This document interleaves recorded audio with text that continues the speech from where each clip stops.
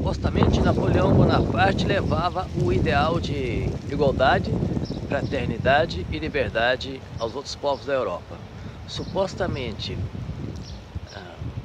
Salazar chegou a ser ao alto cargo em Portugal para livrar o país do caos financeiro e salvar a pátria. Supostamente Hitler iria livrar a Alemanha do caos em que ele se encontrava depois da Primeira Guerra Mundial.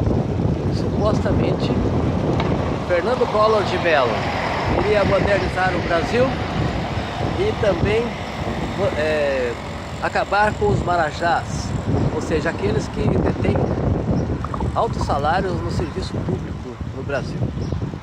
Supostamente o juiz Moro está acabando com a corrupção no Brasil.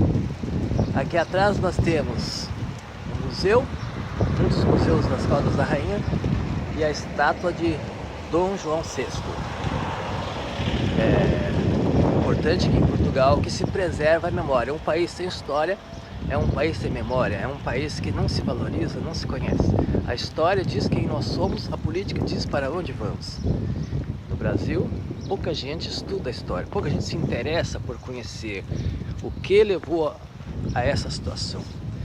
Aqui tem mais um museu, que é o Museu da Cerâmica. Se percebe o quanto os portugueses valorizam a memória, valorizam a história e a cultura. Fazendo uma reflexão então sobre o atual momento do Brasil.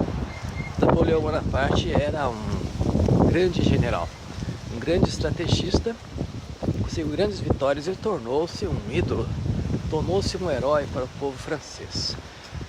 E aproveitando-se dessa onda de popularidade, pegando carona na história, ele próprio se coroou imperador da França, mergulhou a Europa em sangue. Salazar era um professor brilhante, que se destacou por fazer alguns artigos em jornal, bem conservador, atraiu a atenção da elite da época e foi guindado à condição de ministro e depois de presidente do conselho, se tornou o mais poderoso de Portugal por cerca de 40 anos. Tornou o país bastante complicado porque Portugal, o povo estava muito pobre.